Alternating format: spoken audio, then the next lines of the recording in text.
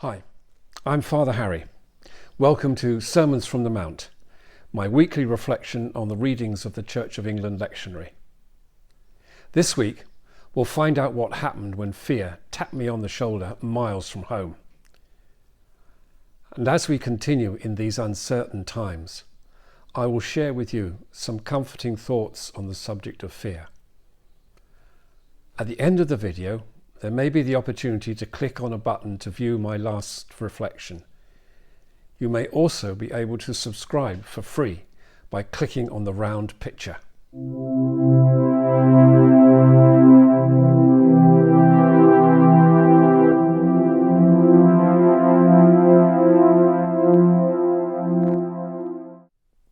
Some reflections then for this, the second Sunday after Trinity. And Nala here says hello as well. The time is autumn 1972. Ian and I have been driving all day down the dramatic and beautiful coastline of Yugoslavia. The petrol gauge on our Morris 1000 convertible was close to empty. We pull off the main road down towards a small village right by the sea. Having parked the car, we head to the only cafe bar for some refreshment. As I opened the door of the cafe, every head turned towards us. Smiling nervously, we walked up to the counter, still feeling a dozen pairs of eyes silently watching us. I am beginning to think that this was not our smartest move, when suddenly the cafe was plunged into total darkness as all the lights went out. Silence, apart from my heart thumping. Then we hear the chairs being scraped back from the tables, footsteps coming our way. As I'm thinking the worst, Ian says to me, "If you take the two on the left, I'll deal with the three on the right." Yeah, right, thinks I. I've never dealt with anyone. I was definitely cast in the Gandhi and Martin Luther King mould. Darkness, footsteps. Then suddenly, from behind the bar, a young girl appears with a candle.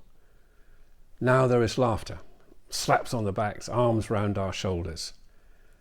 Apparently, every evening at 6 p.m, the village generator stops working to give way to candlelight and gas stoves. In the end, it was a wonderful evening. Not sure what we ate, what we drank, or what was said, but it was great. Fear. I was certainly fearful in that darkness. Fear. 3 times in today's gospel, Jesus tells his friends not to fear. Have no fear of them. Do not fear those who kill the body. So do not be afraid. We can gather from this that the disciples were a little bit anxious as they were being prepared to be sent out to teach and preach in Jesus' name. Except they were still fearful, even if they'd heard quotes like, "We must not fear fear," from St. Francis de Sales, or Franklin Roosevelt's offering of, "The only thing we have to fear is fear itself," or dear Marie Curie saying, "Nothing in life is to be feared, it is to be understood." However true those quotes may be, they may not have helped a great deal. Like dear little Aidan, who was very terrified of big dogs. One day, when he started to back away from a large Alsatian, his mother scolded him for his timidity. "You'd be afraid too," he remarked, "if you were as low down as I am." So fear can be a matter of perspective also. Stepping out into the unknown would also have been a real anxiety for the disciples. It is okay to push out from the shores of Galilee casting their nets with an eye on the weather and the water. That was familiar, an experience from childhood.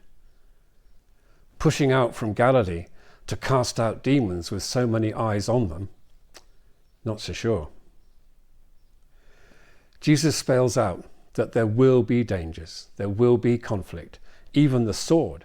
Perhaps they think to themselves, "Galilee looks great, peaceful, bit of fishing, barbecue on the beach, chat with the boys, love from the family." I can understand that. I'm not sure I understand what Jesus is really talking about. As we have seen, as we have heard, and as we have read, too many people around our beautiful and precious world live in fear every day. Every day. Fears that they are not safe. They are condemned because of the colour of their skin. They're not listened to. They're not understood. No one gives them opportunity to grow and blossom. No one gives them time. No one cares. It is dark and fearful. Jesus says today, amidst all the conflict and brokenness around him, do not be afraid. I am with you. You are assured of my love and my presence. Do not be afraid. Now these words are addressed to us as we are sent out to be God's servants, bringing his peace, seeking to understand, to listen, to challenge, to change.